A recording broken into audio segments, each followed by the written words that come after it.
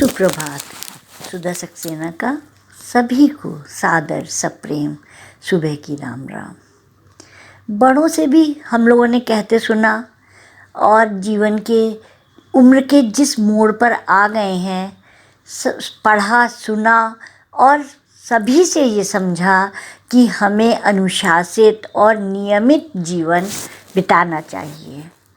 अनुशासित जीवन से कर्मफल हमें कैसे मिलते हैं? वो अच्छे ही मिलते हैं, इसीलिए अनुशासन पर जोर दिया जाता है।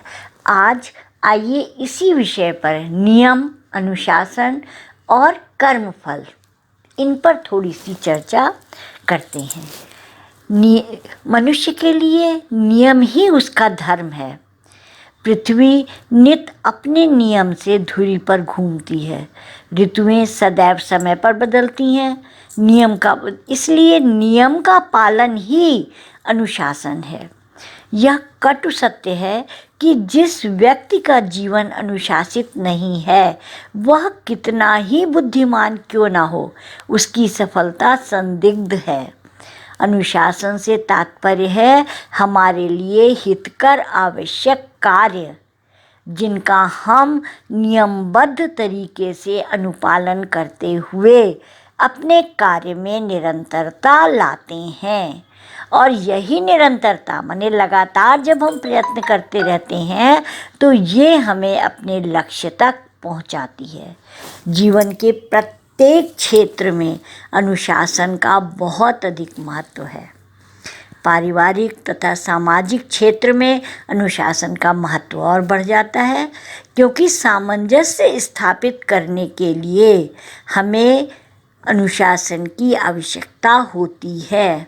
समूह में जिस व्यक्ति का कार्य समूह को सबसे अधिक हितकारी लगता है, उसे ही मान्यता मिलती है।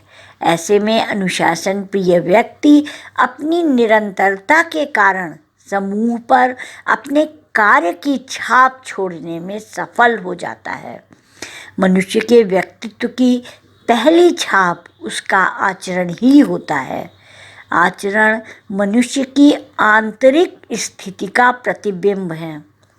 परिस्थितियाँ कैसी भी हों, मायने रखता है कि हम दूसरों के सामने कैसा आचरण करते हैं। नियम अनुशासन सदैव आचरण को आंतरिक रूप से नियंत्रित करता है। संयमित आचरण हमें श्रेष्ठ नागरिक बनाता है। इसके साथ वह दूसरों के विचारों को प्रभावित करके सुधार के लिए प्रेरित करता है। दूसरे को सुधारने के लिए हमें स्वयं को उस दिशा में सही होना और नियमित होना और अनुशासित रखना मायने रखता है। माने कि हम चाहे बच्चों को सीख दे रहे हों, चाहे दूसरे को दे रहे हैं, यदि हम स्वयं उन नियमों का पालन करते हैं, तभी हम उन नियमों को दूसरे को बता सकते हैं, समझा सकते हैं। अन्यथा दूसरा उसे नहीं मानेगा। बालक भी तभी अपने माता पिता, अपने बुज़ुर्गों का सम्मान करता है जब वो देखता है कि जो बातें वो हमसे कह रहे हैं, स्वयं उन्होंने उन बातों का पालन किया है। कोई व्यक्ति जानबूझकर यदि किसी के साथ बुरा व्यवहार करता है तो समय अवश्य उससे बदला लेता है। क्रिया प्रतिक्रिया होती रहती है। हम जैसा बोते हैं वैसा ही काटते हैं। हमारा अच्छा या बुरा आचरण तुरंत दृष्टिगोचर होता है। कोई ऊपर से मीठा बोलता है जबकि मन में बुरी भावना या ईर्ष्या की भावना होती है। ऐसे में उसका परिणाम उस व्यक्ति को झेलना पड़ता है। इसीलिए कहा जाता है कि मन, वचन और कर्म से सामान्य होना आवश्यक है। मनुष्य संसार में जीवन रूपी रथ पर यात्रा कर रहा है। उसके कर्मफल कभी उसके लिए अच्छे मार्ग का निर्माण करते हैं तो कभी बाधाएं उत्पन्न करते हैं। यदि पाप छोटे हैं तो वे इसी जन्म में फल दे देते हैं, अन्यथा पुनर्जन्म में वह कष्ट के रूप में सामने आते हैं। अतः निरंतर विचार और सुधार आवश्यक हो जाता है। बौद्ध दर्शन में भी जीवन मरण पुनर्जन्म को संसार का सबसे बड़ा दुख माना गया है। बौद्ध दर्शन के अनुसार जब तक कर्म फल का भोग समाप्त नहीं होता है, पुनर्जन्म का चक्कर चलता रहता है। गीता में श्री कृष्ण ने भी कहा कि कर्म फल से मत भेद, कर्म फल ईश्वर पर छोड़ दो।